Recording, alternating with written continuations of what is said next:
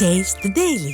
சேலம் மாவட்டம் மேச்சேரி அருகே திருமண ஆசை காட்டி மாணவியை கர்ப்பமாக்கிய தொழிலாளி மீது போக்சோ பாய்ந்தது. கரும்பு சாலையுறை சேர்ந்த கூலி தொழிலாளி கிஷோர் அப்பகுதியில் +2 முடித்த மாணவியை காதலிப்பதாக கூறி அடிக்கடி பாலியல் வன்கொடுமை செய்துள்ளார். இந்நிலையில் மாணவி கர்ப்பமடைந்ததால் அதிர்ச்சியடைந்த பெற்றோர் மாவட்ட ஆட்சியரிடம் புகார் அளித்தனர். இதையடுத்து கிஷோர் மீது போக்சோ பாய்ந்த நிலையில் தலைமறைவான கிஷோர் தேடப்பட்டு வருகிறார். தன்னைத்தானே அப்பா என அழைத்துக் கொள்ளும் ஸ்டாலினுக்கு அப்பாவி பெண்களின் அபலை குரல் என்றும் கேட்பதே இல்லை என பொதுமக்கள் காட்டமாக விமர்சிக்கின்றனர். முழுக்க சுய விளம்பர நோக்கில் சென்னை சென்ட்ரல் ரயில் நிலையத்தில் பொம்மை முதல்வர் ஸ்டாலின் புத்தக நிலையத்தை திறந்து வைத்து போஸ் கொடுத்துவிட்டு சென்றுள்ளார்.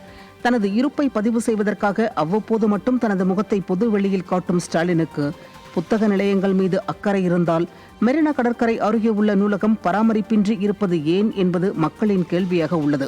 முறையாக திறக்கப்படாத நிலையிலும் அரட்டை அடிக்கும் அரங்கமாகவுமே மெரினா நூலகம் தற்போது பயன்படுத்தப்படுவதாக புத்தக ஆர்வலர்கள் அதிருப்தி தெரிவித்திருக்கின்றனர்.